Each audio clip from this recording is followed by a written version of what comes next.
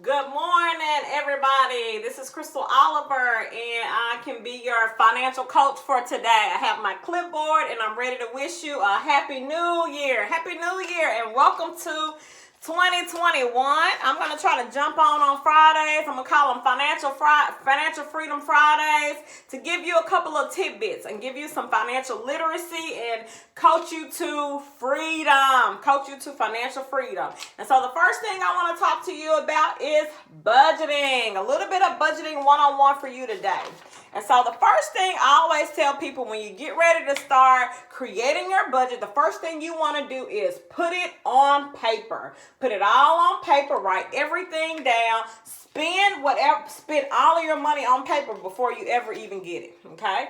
And so that's what I always tell people. That's the number one tip. And the way that you do that is you determine what your income is, what your expenses are, and then what your debts are. You want to write all of that down. And so all of your income, if you have more than one job number one, or if you have two incomes coming into your household, you write down job number one, job number two, and then all your expenses. Expenses can be fixed expenses. Those are the ones that we know how much they are every month. Your rent, your car note, your car insurance. Those things we know how much they are every month. So you want to write down your fixed expenses and then your variable expenses. Variable expenses are anything that you necessarily don't know exactly how much you're going to spend on it that month. And so variable could be eating out, it could be groceries, it could be gas. And there's two ways to deal with variable expenses. The first way to deal with variable expenses is to estimate. You can estimate how much you spend. Most of us know how much we spend eating out every week,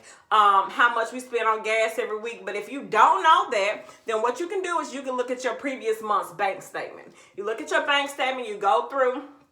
I've done this with people before. We go through and see how much did you spend on gas, how much did you spend eating out, how much did you spend on entertainment or on birthday gifts or whatever it is that are variable expenses that we could have in our lives. So one of the things that we do is we go through all of that, get all our fixed and variable expenses.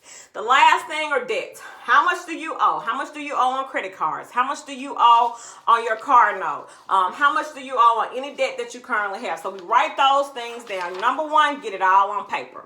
Number two, you organize your budget by paychecks and due dates, okay? And so one of the things that I learned when I was in college, shout out to Pastor Amos Howard, Apostle Howard, taught me how to do this. If you get paid twice a month, most of us get paid twice a month. Some of us get paid once a month or every week. But however you get paid, you want to break your budget up into those sections, okay? And so what you want to do is you want to have your income and then whatever expenses are for that particular pay period, okay? So if you have income 1st through the 15th, you want to put that down, and then all your bills 1st through the 15th. Now, a lot of our bills are due at the 1st of the month. So when I work with people, I say, okay, what can we move down to the second half of the month that we could potentially pay early, okay? We pay early on it so that we can get that bill down to where we pay it during the second half of the month. A lot of times we might have, 5 or 6 big items at the beginning of the month, and it leaves us with zero balance right here. What we do not want is a zero balance right there. You want a little bit of extra money to get you into the second half of the month. Now, I do believe in a zero-based budget. And what does that mean? That just means that you spend all of your income and you don't leave any of it to just waste, okay? And so if you have money left over, I'm going to show you what to do with that money left over. Or if you don't. So step number 3, Step number 3 is make the necessary decisions on what to do with the outcome.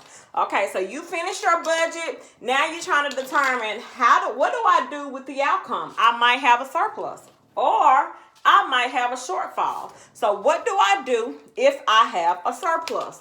The first thing you want to do, and this is all up to you, but the first thing I always recommend is pay off your debt. So let's say you just have $25 left over at the end of the month. Once you finish your budget, so you might want to take that $25 and start paying it on your debt. Another option is to start saving.